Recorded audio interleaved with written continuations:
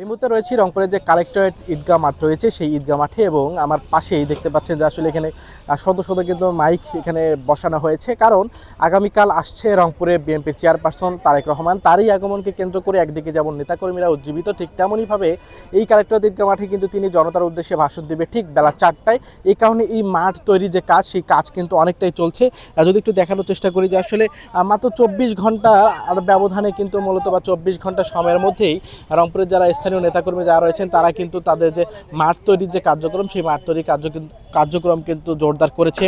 সকালে আমরা যেমনটি দেখেছি আসলে রংপুরের স্থানীয় যারা নেতাকর্মী যারা রয়েছেন, যারা দায়িত্বশীল পর্যায়ে যারা রয়েছেন, তারা কিন্তু গণমাধ্যমে কথা বলেছেন এবং পুরো আয়োজন যাতে নির্বিঘ্নে হয় সব ধরনের সেই প্রস্তুতি কিন্তু গ্রহণ করেছেন বাংলাদেশের জাতীয়তাবাদী দল বিএনপি। সেই দৃশ্য কিন্তু আমরা দেখেছি। তবে যদি বলে রাখি যে আসলে তারেক রহমানের এই রংপুরে আগমনকে কেন্দ্র করে যে শিডিউল তারা ঘোষণা করেছে, প্রেস উইং থেকে যে তথ্য নিশ্চিত করেছে, সেটি হচ্ছে দুপুরের পরেই তারেক রহমান কিন্তু আবু সাইদের কবর জিয়ারত করবেন। এরপর কিন্তু তিনি এই রংপুরে কালেক্টরেট ঈদগাহ মাঠে কিন্তু আসবেন এবং তিনি কিন্তু সাধারণ মানুষের উদ্দেশ্যে কিন্তু কথা বলবেন। বিশেষ করে এই বঞ্চিত রংপুর অঞ্চল, যেখানে দীর্ঘ সময় সাধারণ মানুষ তাদের ন্যায্যতা ফিরে পায়নি, সেই বিষয়গুলো নিয়ে কথা বলার পাশাপাশি বাংলাদেশ জাতীয়তাবাদী দল বিএনপির যে 31 দফা রয়েছে, সেই 31 দফা বাস্তবায়ন এবং 31 দফা মূলত কি, এই সব বিষয়ে কিন্তু সাধারণ মানুষের উপর সাধারণ মানুষের সাথে কিন্তু তিনি কথা বলবেন।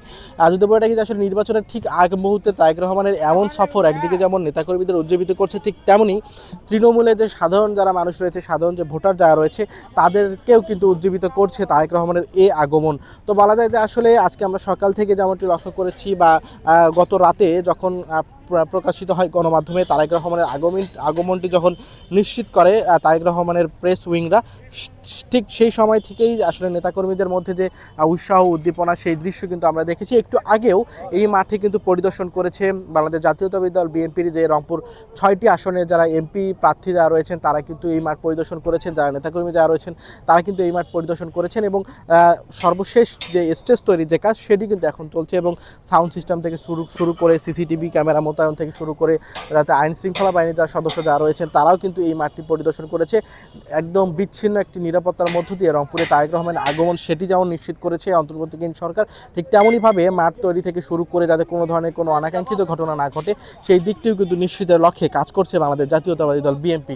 আমরা দেখেছি যে রংপুরে যে কালেক্টরেট ঈদগাহ মাঠ রয়েছে, এই ঈদগাহ মাঠের কিন্তু একদমই যে ফটক যেটি রয়েছে, এই ফটকেই কিন্তু মূলত তারেক রহমান আসবেন এবং এই স্টেজেই কিন্তু তারেক রহমান কিন্তু জনতার উদ্দেশ্যে কিন্তু কথা বলবেন। তিনি কিন্তু রংপুরের উন্নয়ন নিয়ে কথা বলবেন, বিশেষ করে জাতীয়তাবাদী দল বিএনপির যে 31 দফা রয়েছে, সেই 31 দফা নিয়ে কিন্তু তিনি কথা বলবেন এবং নির্বাচনের আগ মুহূর্তে তারেক রহমানের এই আগমন এবং তারেক রহমান দেশে যখন এসেছেন তখন থেকেই মূলত নেতাকর্মীরা উজ্জীবিত হয়েছে। তবে তারেক রহমানের রংপুরের এই আগমনকে কেন্দ্র করে এই উত্তরাঞ্চলের তৃণমূলের যে বিএনপি নেতাকর্মী যারা রয়েছেন, তারাও কিন্তু উজ্জীবিত এবং একদমই উল্লাসের সাথে আগামীকালকের এই জনসভা যাতে সার্থক হয়, সেটিতে কিন্তু তারা কাজ করছেন একত্রিত হয়ে। তো এই ছিল কিন্তু রংপুরে যে কালেক্টরেট ঈদগাহ মাঠ, সেখানে তারেক রহমানের আগমন উপলক্ষে প্রস্তুতি সর্বশেষ।